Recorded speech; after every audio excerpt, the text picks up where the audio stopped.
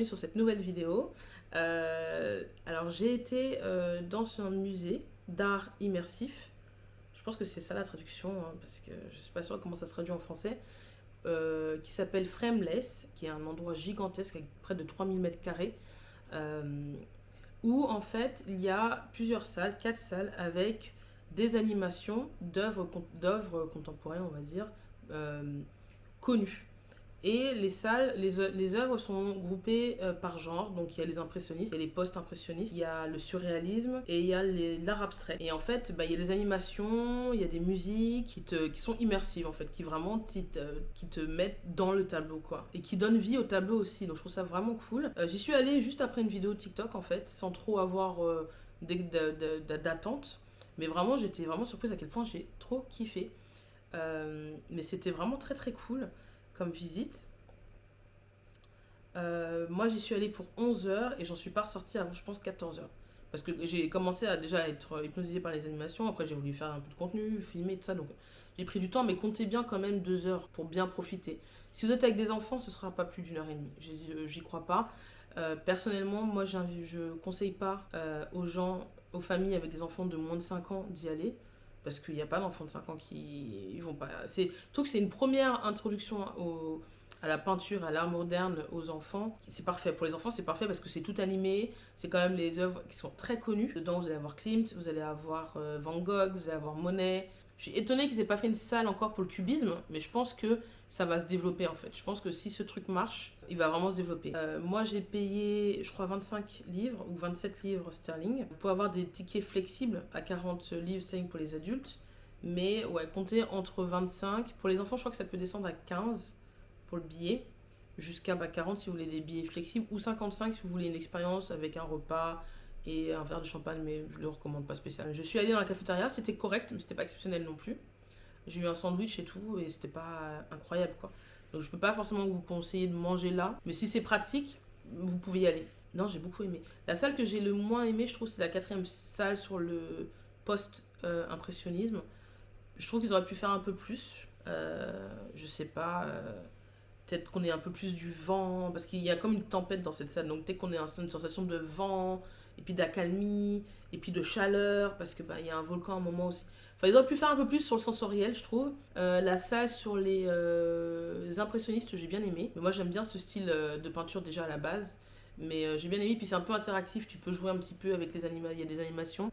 Donc ça, c'est agréable, je trouve aussi pour les enfants. La salle surréaliste est top aussi, parce que l'animation, c'est la première que tu peux voir, et c'est vrai qu'elle est impressionnante déjà.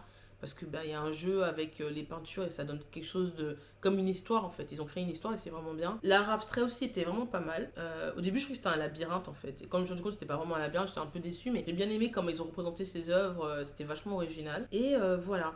Alors, ouais, j'ai vraiment passé un bon moment. Donc, moi, je le conseille. Même si c'est un peu cher, je le conseille. En plus, c'est facile à intégrer dans une journée de visite à Londres parce que c'est juste à côté d'Oxford Circus.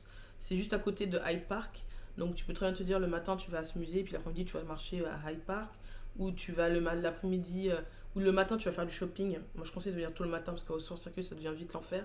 Donc tu viens le matin pour faire le shopping, et puis après il y a un vestiaire de toute façon, donc tu peux laisser tes affaires, et ensuite passer l'après-midi dans le musée, puis rentrer tranquillement. Tu peux vraiment facilement l'intégrer en fait ce musée, mais c'est quand même une demi-journée. Moi je considère qu'il vaut mieux bloquer une demi-journée pour le voir tranquillement, et vraiment prendre le temps d'apprécier la visite quoi. Voilà. Je te laisse avec quelques images.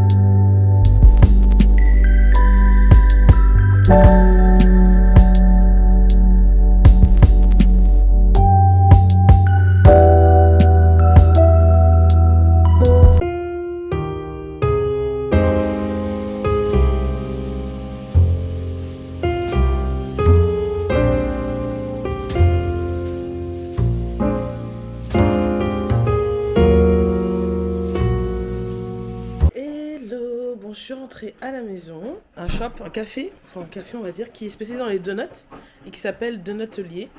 Et j'ai tenu la boîte dans mes mains pour être sûr. J'ai pris 2 donuts et j'ai tenu la boîte pour être sûr que tout soit bien en place pour que je puisse vous faire une box, quoi, un unboxing bien.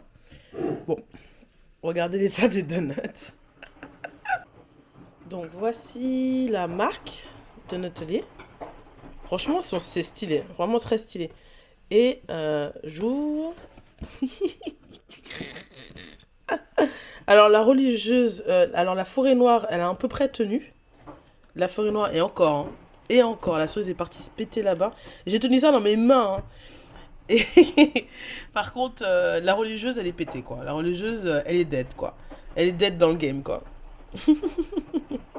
Mais sinon, le package il est quand même très joli, hein. Mais c'est vrai que quand on en achète 2, quand t'achètes 2 trucs, c'est un peu dommage de pas avoir un truc qui les... Enfin, je sais pas. C'est dur de bien les tenir, en fait. Sans avoir trop de papier partout, je trouve. Enfin, ouais. Je vais goûter celle-ci. Je serais curieuse de goûter cette... attends, c'est quoi? La Saint-Honoré. Ça, c'est la Saint-Honoré. Et voilà. Bon, j'espère que cette vidéo t'a plu. Si t'as des questions sur Frameless, n'hésite pas à les poser. J'y répondrai. Et je te dis à bientôt. Bisous.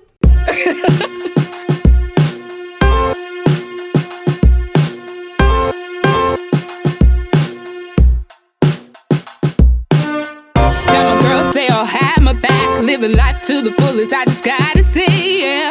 Old to be young and just living feels so good. Got the right one by my side, or the man that I need always hold.